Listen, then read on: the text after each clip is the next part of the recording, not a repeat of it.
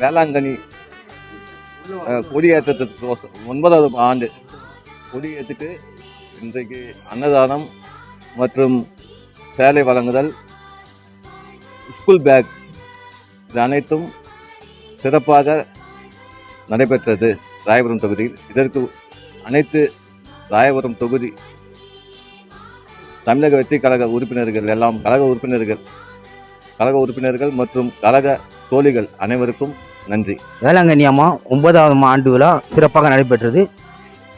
இது 9 வருடமாக மக்கள் இயக்கமாக இருக்கும்போது சரி, இப்போது தமிழக வெற்றி கழகமாக இருக்கும்போது தொடர்ந்து இந்த மாதிரி ஒரு 1000 பேருக்கு பிரியாணி போட்டு நலத்திட்ட உதவிகள், பேக்கு, பெரியவங்களுக்கு வயசானவங்களுக்கு புடவை, இது மாதிரிலாம் கொடுத்து ரூபன் அவங்க நல்லா சிறப்பாக கொண்டாடிட்டு இருக்கிறாங்க. காலத்தில் 2026 தளபதி முதலமைச்சராவது எந்த ஒரு சந்தேகமும் இல்லை. அதை 2026 தளபதி மக்கள் எல்லாருக்கும் தேவையானதை பூர்த்தி செய்வார்ன்றதை தெரிவித்துக் கொள்கிறேன். எல்லா வருடம் கொடியேற்றத்துடன் தொடங்கி செப்டம்பர் 8ஆம் தேதி வரைக்கும் முடிவடைகிறது. இது ஒரு மகத்தான திருவிழா ஆகும்.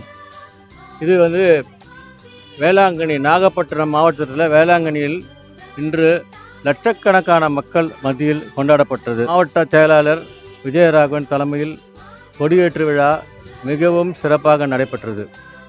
கொடியேற்று விழா மட்டுமல்லாமல் இவ்வளோ ஒரு ஆயிரக்கணக்கான பகுதி மக்களுக்கு அசைவ விருந்து வழங்கப்பட்டது. மேலும் அவர்களுக்கு, தாய்மார்களுக்கு சேலைகள் வழங்கப்பட்டது. குழந்தைகளுக்கு அவர்கள் சொல்லக்கூடிய புத்தகத்திற்கான ஒரு பேக் அதுவும் வழங்கப்பட்டது. அனைத்தும் சிறப்பாக நடைபெற்றது. ரொம்ப சிறப்பாக ஏற்பாடு பண்ணிருந்தாங்க.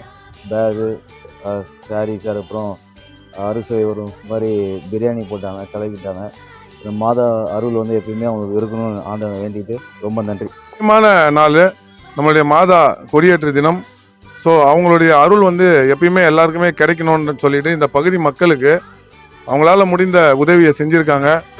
ஸோ கண்டிப்பாக சொன்ன மாதிரி இன்னும் நிறைய நற்பணிகளை நம்மளுடைய பகுதி மக்களுக்கு நம்ம மீனவரணி சார்பாக நடைபெறும் தேர்த்து கொண்டு விடைபெறும். நன்றி, வணக்கம். தமிழக வெற்றி கழகம் சார்பாக ராயபுரம் மீனவரணி இன்று 1000 பேருக்கு அன்னதானமும் சேலைகளும் மற்றும் பள்ளி குழந்தைகளுக்கு புத்தக பைகளும் தந்தார்கள்.